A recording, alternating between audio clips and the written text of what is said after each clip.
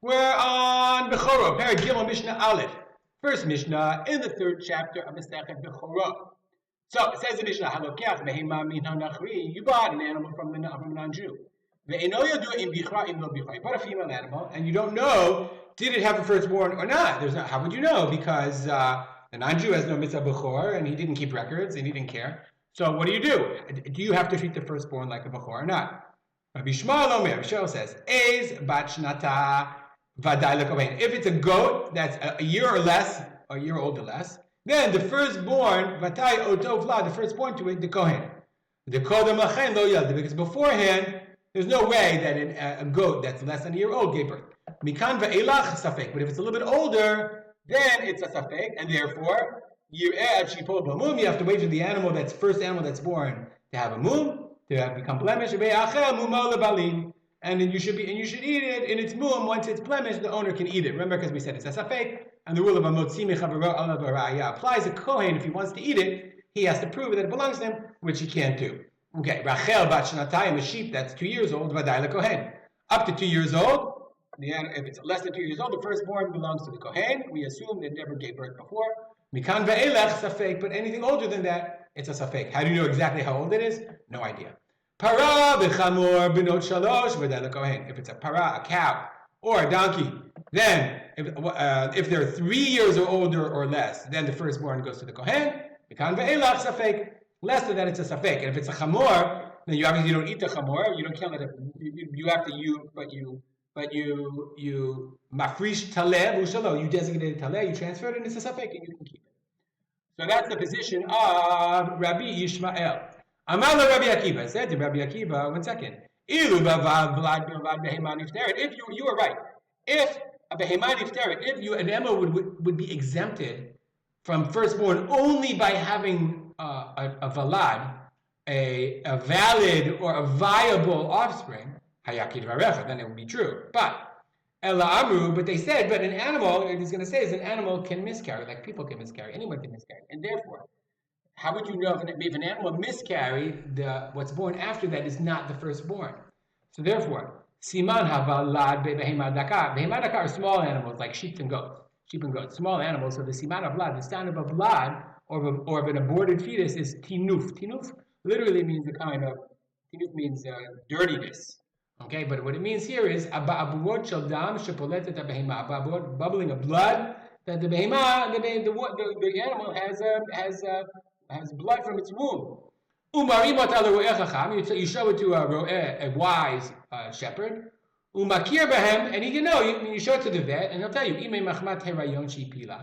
Okay. Maybe it's because of the animal was pregnant and miscarried. You said, so Rabbi Akiva said, hey, Rabbi Shema, you said up to a year old, but maybe it miscarried in the year. Okay, so maybe it had a child, and it's exempt. So Rabbi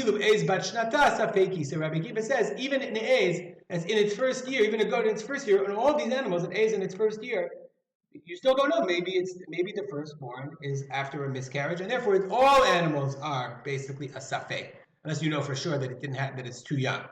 Okay. Siman of la behema dakat tinuf. The sign of a miscarriage in a small animal is tinuf. It's dirtiness, it's blood. Ubagasa, large animal, shilya.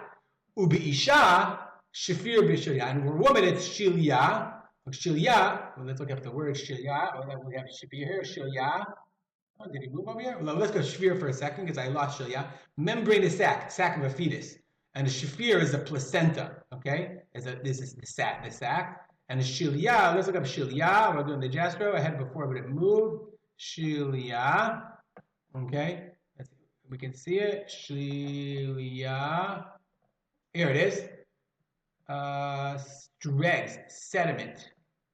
No, it's the next one. Afterbirth, placenta, a shilya. So it's either a shilya or a placenta or the birth sac. So if you see it, okay, behema gasa shilya, with an animal it's a placenta. Bisha, and for a woman, shafir b'shaya, it's the placenta or the birth sac. What is the rule? Kol sheyadu shebichra. If you knew that it had bichra, that it had a bechor, that before engel kohen klum, you don't know. But kol shelo bichra, and if you don't know, if you know that shelo bichra, it never had a child before, it never miscarried. Harei zeh kohen. the Kohen gets the Bechor. Im Safek, if you don't know, then the animal can eat the animal, can wait until the animal is a Baal blemishes, and then the owners get it.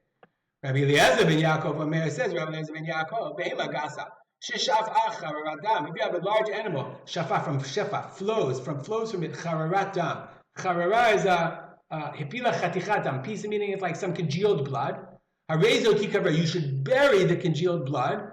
We'll see first why you do that. And then your example, why do you bury it? L'hodia, in order to make it known, that other people should see that the animal is exempt from Bechorah. Why? The people who see that you're burying this blood, Yodea, they know and they know that what comes after that is not Kadosh Bechorah, is not the Bechor. So you do it as a show.